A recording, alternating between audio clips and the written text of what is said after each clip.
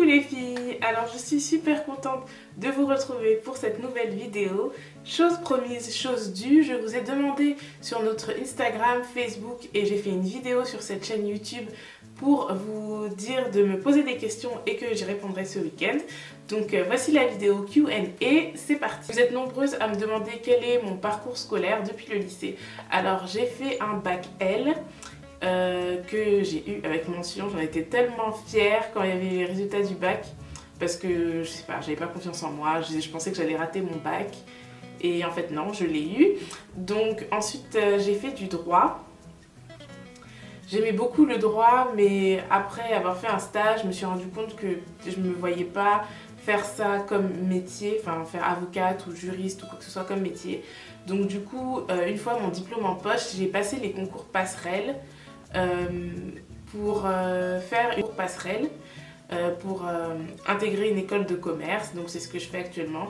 Je suis en dernière année. Pour répondre à la question de qu'est-ce que je fais en ce moment, je suis stagiaire à la direction financière d'une maison de luxe. Donc je ne donnerai pas plus de détails parce que j'ai pas trop envie non plus d'entrer dans les détails sur ça.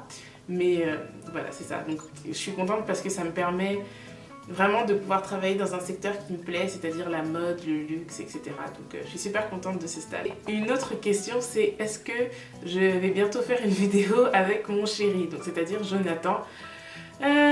Pour l'instant, je sais pas trop. Si vous avez des idées de vidéos que vous aimeriez bien qu'on fasse tous les deux, proposez-les en barre d'infos parce que pour être honnête, je sais pas trop ce qu'on peut vous proposer. J'ai pas envie que ce soit la même chose que le boyfriend tag qu'on a déjà fait. Donc si vous avez des idées, je suis ouverte aux suggestions. Alors on me demande si c'est difficile de partir vivre dans une grande ville. Moi je dirais non parce que je sais pas, moi je suis habituée à vivre sur Paris, donc dans une grande ville. Donc pour moi, je dirais que je suis peut-être pas la bonne personne à qui poser cette question. Je prends l'exemple de mes amis avec qui je suis en école qui ont quitté Bordeaux ou la province pour venir vivre sur Paris et par exemple elles ont un peu plus de mal à s'accommoder mais je pense pas que ce soit si difficile que ça. On s'y fait. Est-ce que j'ai un Snapchat? Alors oui, j'ai un Snapchat mais pour l'instant il est privé donc je vais voir avec Shelly si peut-être on fera pas un Snapchat qui sera dédié à la chaîne, mais je sais pas, j'ai envie de conserver un peu ce côté intimité. J'ai pas forcément envie que tout le monde connaisse ma vie, parfaitement ma vie, parce que bon, je sais pas, je pense que vous me comprenez. On me demande est-ce que je fume? Non, je ne fume pas. Est-ce que je me suis déjà fait agresser? Oui. C'était pas vraiment une agression, mais c'était plus du racket en fait. Donc en fait, ce qui s'est passé, c'est que j'étais au collège à l'époque. Et je rentrais chez moi avec deux de mes amis, on était au McDo et on rentrait chez nous. Et il y a des filles un peu bolos, on va dire, qui nous ont suivis. Non, qu'est-ce qui s'est passé en fait? Non, que je me trompe pas. Parce que ça remonte à... Enfin, le collège, ça remonte à plus de 10 ans quand même. Hein. Oui, en fait, on était au McDo. Et il y a une de mes amies qui a insulté... qui a fait un commentaire sur un groupe de filles qui étaient aux toilettes ou je sais pas quoi. Et le groupe de filles a entendu.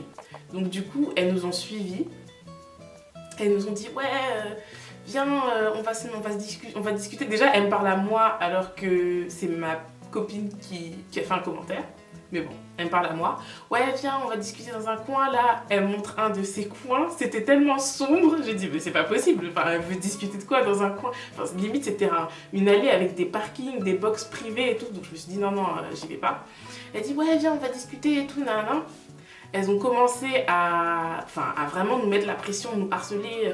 Oui, en plus elles étaient un groupe de 5 ou 6, quelque chose comme ça, à nous suivre, on était 3. Alors mes copines qui avaient fait leurs petits commentaires, maintenant elles l'ouvraient plus trop. Et moi j'étais là, je disais non, on n'a rien à se dire et tout, moi je continue ma route, j'écoute pas. Et à un moment elle me tire l'épaule, ouais viens, on va discuter, non, on a des choses à régler, etc. etc. Clairement je savais que c'était pas pour discuter, hein, on va pas se mentir, donc je me suis dit non, faut pas qu'on y aille. Donc on continue et tout. Et on arrête un monsieur qui était là avec sa fille et sa poussette ou je sais pas quoi, un père de famille. Hein. Donc sachant qu'on devait avoir 13 ans, quelque chose comme ça, on lui dit oui monsieur, Il y a des filles qui nous suivent et tout, est-ce que vous pouvez faire quelque chose? Enfin vraiment, elles nous raquettent, enfin elles veulent nous raqueter. Il dit ah oui, moi c'est pas mon problème, débrouillez-vous. Ok, donc on continue et tout. Et il y a une petite dame qui vient et qui nous dit oui, continuez plus loin, il y a le commissariat, vous laissez pas faire, continuer, arriver devant le commissariat, elles vont partir. Donc on continue, on se dit ok, on continue. Et pendant tout ce temps-là, elles sont là derrière nous en nous tirant dans tous les sens, enfin, en nous disant ce genre de choses pour nous dire qu'elles veulent parler et tout. Donc elles commencent à devenir un peu plus agressives. Je me suis dit, bon, le commissariat, il est encore à un bon 5-10 minutes de marche, donc là, il faut employer les grands moyens. J'ai commencé à pleurer tout d'un coup. Je me suis mise par terre. J'ai commencé à pleurer et dire que oui, j'en ai marre de cette vie de merde, personne ne veut de moi. Bon, j'ai commencé à faire la psychopathe, la dépressive, etc. À commencer à pleurer en pleine rue. Et tout le monde me regardait comme si j'étais pas normale. J'ai dit oui, j'en ai marre et tout, ma vie elle est foutue, etc. On racontait des problèmes imaginaires, donc je vous laisse imaginer. Et finalement, elles ont fait ah mais elle est pas très normale, elle viens, on y va et tout. Et elles sont parties. Donc j'ai ramassé mes affaires par terre et j'ai continué ma route. Donc voilà, c'est mon histoire d'agression, raquette, tentative de raquette. La deuxième question qui est la plus demandée, c'est sur mes mèches, sur mon tissage, etc. J'ai l'impression que vous faites une obsession sur ça. Donc ce que je vais faire, c'est que ce week-end, j'ai filmé une vidéo que je vais intituler un truc du genre tout sur mon tissage ou quelque chose comme ça, dans laquelle je vais vous filmer un tuto et je vais vous donner mes astuces, le prix de mes mèches, où est-ce que je les achète, etc. etc. Tout sera dans cette vidéo là, donc je pense qu'elle sera publiée dans les semaines à venir. Donc restez connectés. Alors on me demande aussi quel âge j'ai. J'ai 25 ans, j'ai eu 25 ans en mars. Où est-ce que je rêverais de vivre? C'est une très bonne question. J'aimerais beaucoup vivre aux États-Unis. J'adore la ville de Houston, je trouve que c'est une super ville. J'aimerais bien vivre vraiment dans un endroit où il fait chaud toute l'année. Donc dans mon top 3, je mettrais Houston, la Californie, mais ça c'est un rêve vraiment...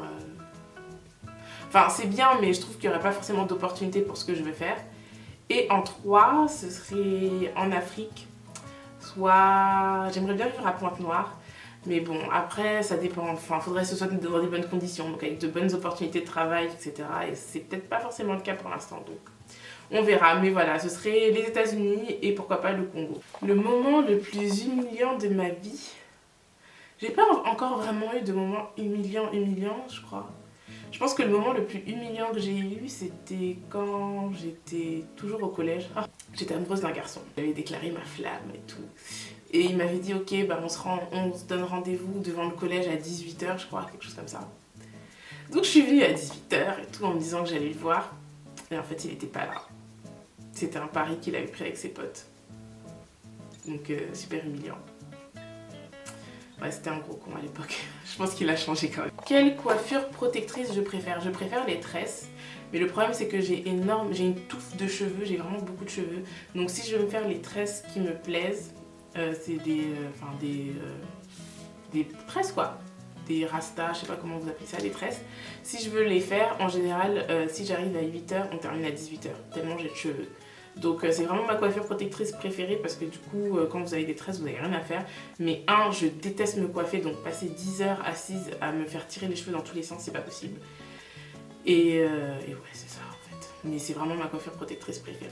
Est-ce que je pars en vacances cet été? Si oui, où est-ce que je pars en vacances? Et comment est-ce que j'organise mes voyages à l'étranger? Donc oui, cet été je pars en vacances. Vous verrez où est-ce que j'irai. J'espère que je ferai un vlog. J'essaierai d'en faire un comme j'en avais fait pour l'été dernier.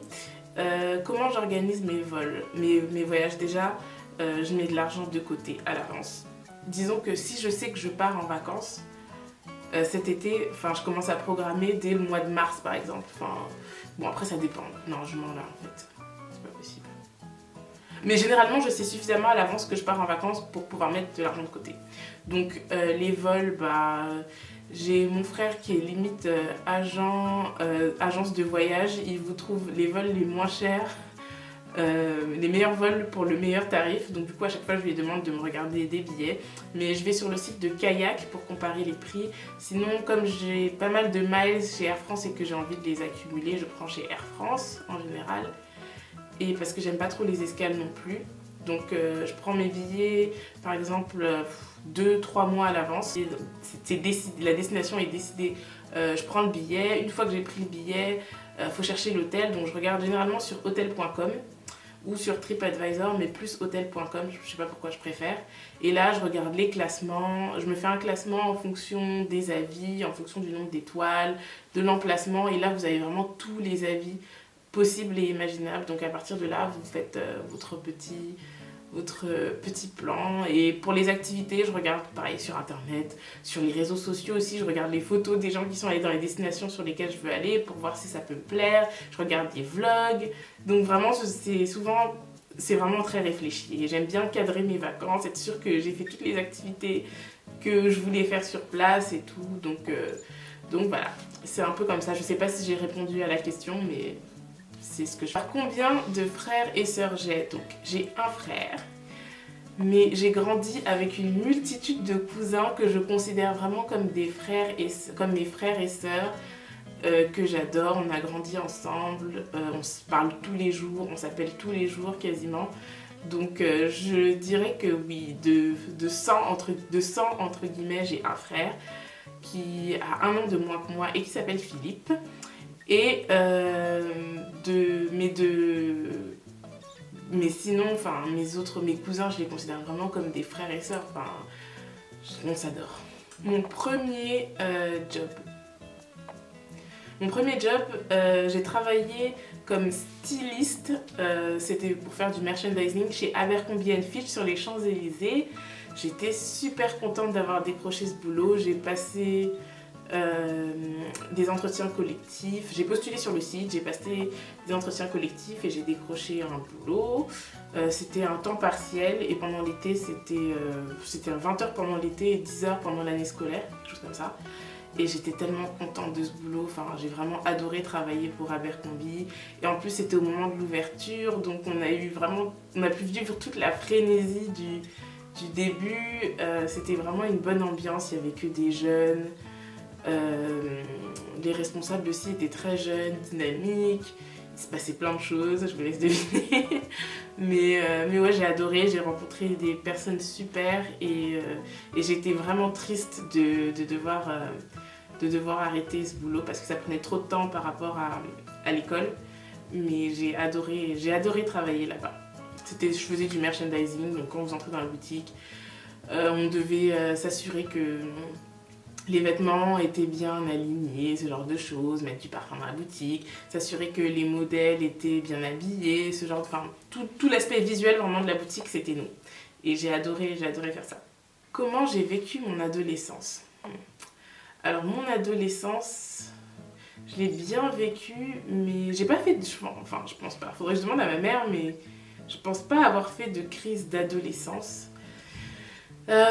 J'ai toujours été une personne un peu, pas rebelle, mais enfin, vis-à-vis de mes parents, ouais, j'ai mon idée en tête. Quand j'ai mon idée en tête, je m'y tiens. Donc du coup, c'était ça. J'étais un peu frustrée parfois de ne pas pouvoir avoir la liberté que mes autres petits copains et copines avaient quand j'étais ado. Mais en même temps, j'étais aussi limite... Enfin, j'aimais bien rester à la maison, lire mes livres et tout, pendant que les autres sortaient, buvaient, fumaient, faisaient plein de trucs. Moi, c'était pas vraiment mon délire. Quand j'étais ado, je pense que l'une des choses qui était le plus difficile, c'est d'être une minorité. Donc, c'est-à-dire d'être l'une des seules filles noires à l'école. Et bon, j'ai ma meilleure amie, qui est toujours ma meilleure amie jusqu'à présent, avec qui j'ai fait tout mon parcours scolaire quasiment, donc on était tout le temps toutes les deux. Donc le fait d'avoir une copine qui me ressemblait, on avait les mêmes problèmes dans le sens où on avait des parents qui avaient une éducation africaine, européenne, donc du coup on se comprenait un petit peu. Et ouais, c'était bien, mais je pense que si elle n'avait pas été là, mon parcours, enfin mon adolescence aurait été vraiment tout autre.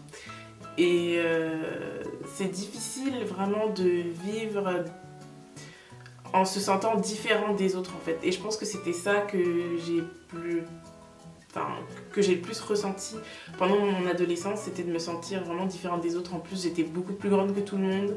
J'entrais pas dans les standards, on va dire, dans la norme.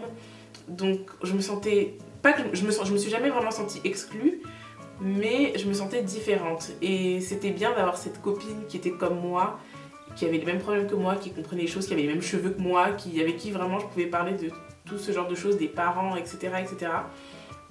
Donc ça c'était bien. Donc je trouve que c'est... Et en plus, d'autant plus qu'on manquait vachement de modèles, enfin, que ce soit dans les magazines, dans les médias, etc. Les femmes noires n'étaient pas vraiment mises en avant, tandis qu'aujourd'hui la culture afro est vraiment mise en avant, est vraiment célébrée. Donc du coup je trouve que c'est vraiment une bonne chose pour les filles qui sont ados aujourd'hui de pouvoir voir qu'il n'y a pas juste un modèle de beauté, un standard de beauté, mais il y a autant de standards de beauté qu'il n'y a de personnes et qu'il n'y a de couleur de peau, qu'il n'y a de culture. Donc c'était difficile. Mais après en grandissant, je me suis forgé ma petite identité et les choses ont changé. Alors j'ai quitté Bordeaux tout simplement parce que mon cursus scolaire sur Bordeaux... Alors je devais prendre des cours à Bordeaux dans mon école qui se situe à Bordeaux et j'ai fini de faire ces cours-là. Donc maintenant je dois faire mon stage et je dois faire un échange et j'aurai fini. Donc du coup c'est pour ça que je suis rentrée sur Paris. Est-ce que vous aimeriez que nous revoions faire des vidéos avec Shelly? Oui, ça va arriver. C'est vrai qu'en ce moment, comme elle est en Belgique et je suis à Paris, c'est difficile de trouver des moments où on peut filmer en même temps, où on est disponible en même temps, parce que filmer des vidéos, ça prend du temps. Et du coup, il faut qu'on arrive à se coordonner, surtout que quand elle vient, elle veut profiter de sa famille, passer du temps avec les gens et pas forcément passer toute une journée enfermée à la maison à filmer, ce que je comprends. Donc du coup, oui, ça va arriver. Shelly n'a pas disparu, ne vous inquiétez pas, c'est juste qu'elle est très occupée, comme elle vous l'a dit dans la dernière vidéo, mais elle reviendra et on fera des vidéos ensemble bientôt. Alors, mes marques préférées de make-up, alors ça dépend vraiment de quel type de produit. Pour le make-up, en général, j'achète Yves Saint Laurent. J'adore leur mascara, leur eyeliner, leurs vernis aussi sont pas mal. Bon, ils tiennent pas spécialement, mais leurs vernis sont bien. Mascara, eyeliner, leur touche éclat aussi est super bien. J'aime bien le maquillage Yves Saint Laurent en général, donc je dirais Yves Saint Laurent, NARS pour leur blush que j'adore. Ils sont super pigmentés, il y a une multitude de choix. J'adore les blush NARS. Chez MAC, j'achète tout ce qui est crayon, donc crayon pour les sourcils, crayon à lèvres, de temps en temps, rouge à lèvres, mais je suis pas spécialement fan. J'aime pas trop MAC, j'aime pas trop leur fond de teint parce que je trouve qu'ils sont gras et tout, j'aime pas du tout. Mais sinon, leur crayon, top. Il y a vraiment pas mal de choix, donc j'aime bien. Ensuite, pour ce qui est fond de teint, mes marques préférées de fond de teint, c'est Bare Mineral et Estée Lauder. Mes marques préférées, pour faire un récapitulatif, ce serait NARS, MAC, Estée Lauder et Yves Saint Laurent. De quelle origine je suis? Je suis d'origine congolaise de Brazzaville. Combien est-ce que je mesure? Je mesure 1m78. On me demande aussi comment est-ce qu'on s'est rencontrés. Donc j'imagine que vous devez parler de Shelly. Donc c'est une des meilleures amies de ma cousine. Et comme on traînait souvent ensemble, voilà comment on s'est rencontrés. On a bien cliqué. On a bien tilté, cliqué.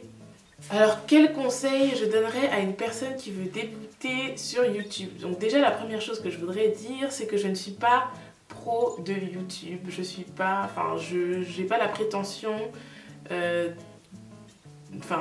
m'auto déclarer professionnelle de YouTube, mais de mon petit parcours, ma petite expérience, j'ai tiré des leçons.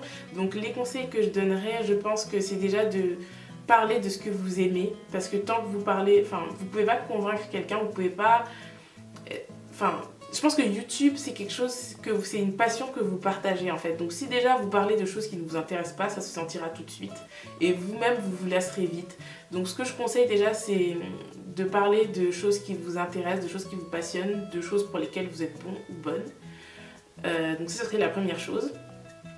d'être régulier, donc c'est ce que je n'arrive pas à faire. C'est vraiment difficile de concilier vie privée et YouTube, et enfin vie professionnelle, vie privée, YouTube, vie tout simplement, et YouTube c'est vraiment pas évident. On s'en rend pas compte au début, mais je comprends vraiment maintenant ceux qui disent, qui s'excusent tout le temps, désolé j'ai pas pu faire de vidéo. Donc parlez de ce qui vous plaît, ensuite être régulier, c'est-à-dire poster régulièrement, et investir dans du bon matériel. Mais j'insisterai vraiment sur la qualité, parce que je pense que aujourd'hui c'est ce qui démarque les uns des autres, c'est vraiment la qualité. On voit quand quelqu'un a passé du temps à monter une vidéo, ou quand... Je sais pas, pour vous déjà, c'est déjà tellement plus agréable de regarder une vidéo qui est de bonne qualité que de regarder quelque chose qui est filmé par exemple avec, je sais pas, son ordinateur ou quoi, une webcam.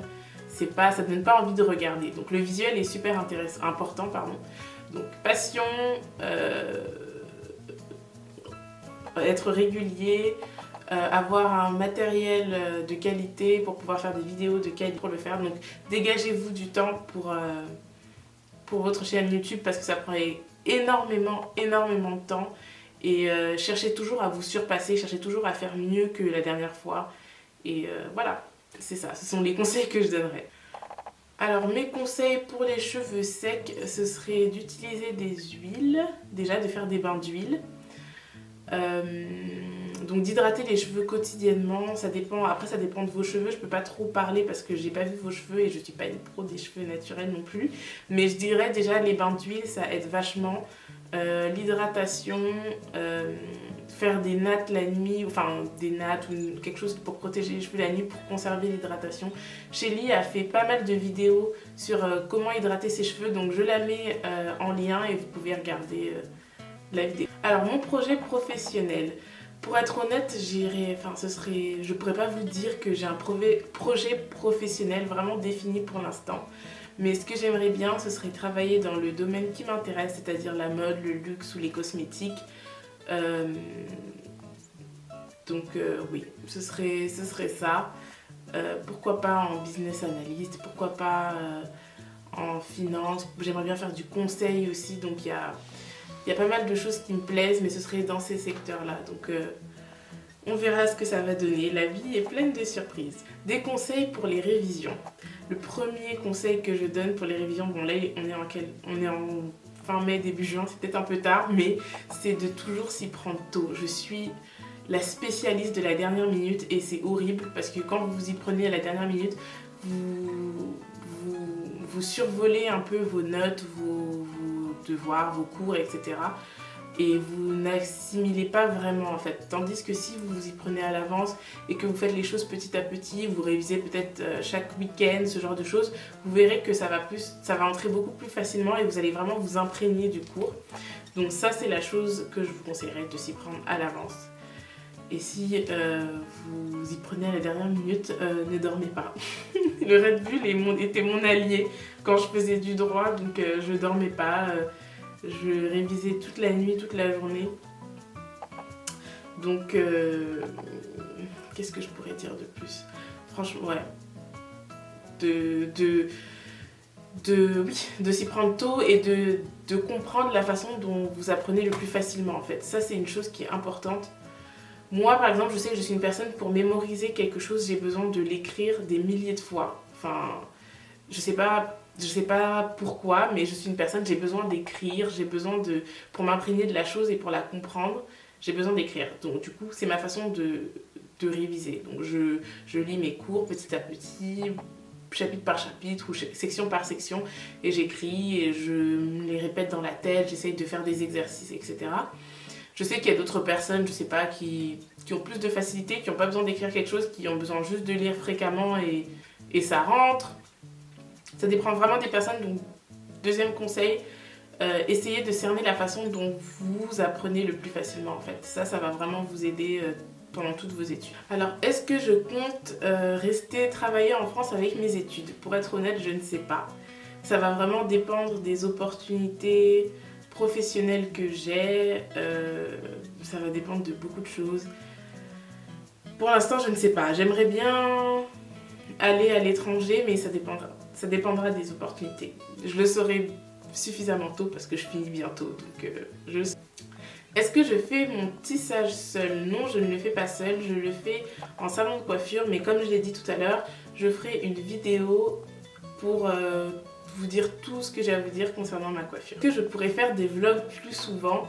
J'aimerais bien, mais pour être honnête, je pense pas que mes vlogs seraient super intéressants parce que pour l'instant, comme je suis en stage, toute la journée je suis en stage, donc à moins que je vous montre le moment où je me lève jusqu'à ce que j'arrive au boulot et le soir que je prenne le métro et je rentre à la maison, ce sera pas très intéressant.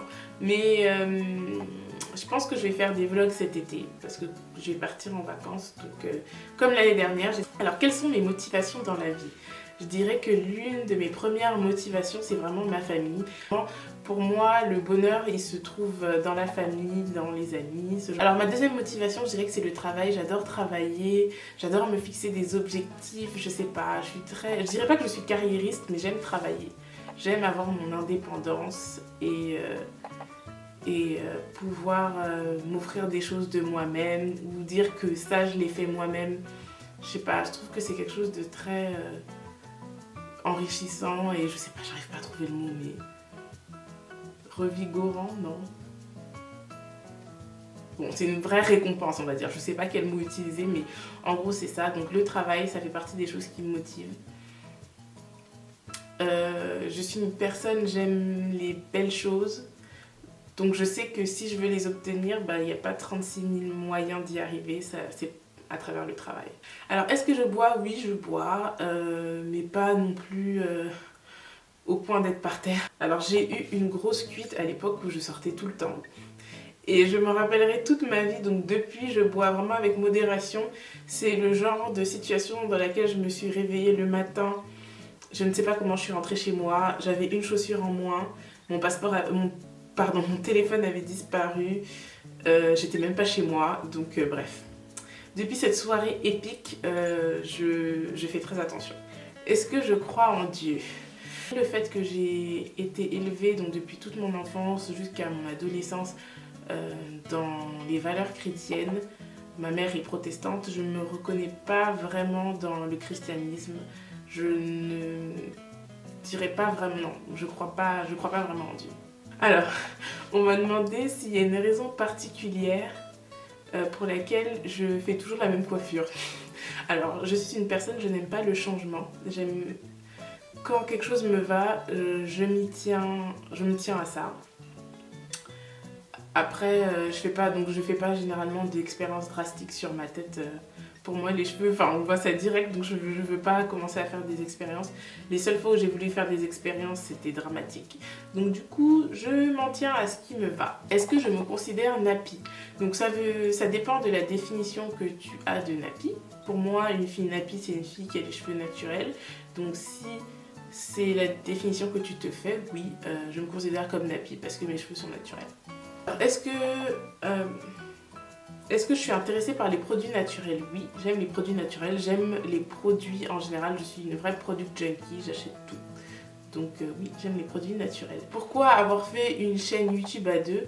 Alors on a fait cette chaîne à deux parce qu'on trouvait qu'on était vachement complémentaires, Shelly et moi, et qu'on pouvait toutes les deux apporter quelque chose de différent à cette chaîne et on regrette vraiment pas de l'avoir fait. Je suis plus rouge à lèvres mat ou autre. Oui, je suis plutôt rouge à lèvres mat. Les gloss, tout ça, je sais pas, j'aime pas trop. Non, je suis plutôt rouge à lèvres mat. Est-ce que je veux des enfants? Bien sûr que oui, je veux des enfants, mais c'est pas le bon moment maintenant, donc rien ne presse. Mais oui, un jour j'espère que j'aurai des enfants. Alors, est-ce que je ferai des vidéos de première impression produit? Je fais pas mal de vidéos déjà où je teste des produits et où je vous en parle, donc je sais pas si c'est vraiment nécessaire de faire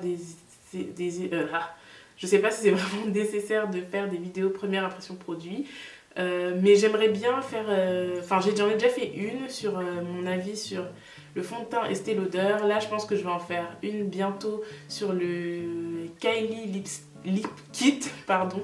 Donc oui, je pense que ça dépendra vraiment des moments, mais de temps en temps quand j'aurai vraiment un coup de cœur, je le ferai. Où est-ce que je me vois dans 5-10 ans? Alors dans 5 ans, j'aurai 30 ans. Donc où est-ce que je me vois? Alors je me vois idéalement mariée, avec des enfants, je dirais 1 ou 2, peut-être 1, parce qu'en 5 ans ça va être difficile d'en faire 2 là, donc disons 1. Et je sais pas, dans un boulot, avec un boulot épanouissant, dans une ville qui me plaît, pourquoi pas à Paris, ça peut être ailleurs aussi. Dans 10 ans, alors là je sais pas où est-ce que je me vois dans 10 ans, honnêtement je vais pas te mentir. Je suis une personne, j'ai tendance à trop me mettre la pression, trop vouloir planifier les choses. Et là, ces derniers temps, j'essaye d'avoir une ligne directive, mais de me laisser un petit peu vivre. Parce que l'un de mes problèmes, c'est vraiment que je me stressais pour des choses qui ne sont même pas encore d'actualité. Je peux me stresser pour quelque chose qui sera dans 5 ans. Et c'est pas forcément une bonne chose, ça m'empêche de vivre. Donc aujourd'hui, je décide que je me donne des objectifs, mais je ne me mets pas non plus la pression, donc je pourrais pas te dire où est-ce que je me vois dans 10 ans. Donc voilà, c'est la fin de cette vidéo Q&A. J'ai vraiment pris du plaisir à la filmer, j'espère qu'elle vous a plu.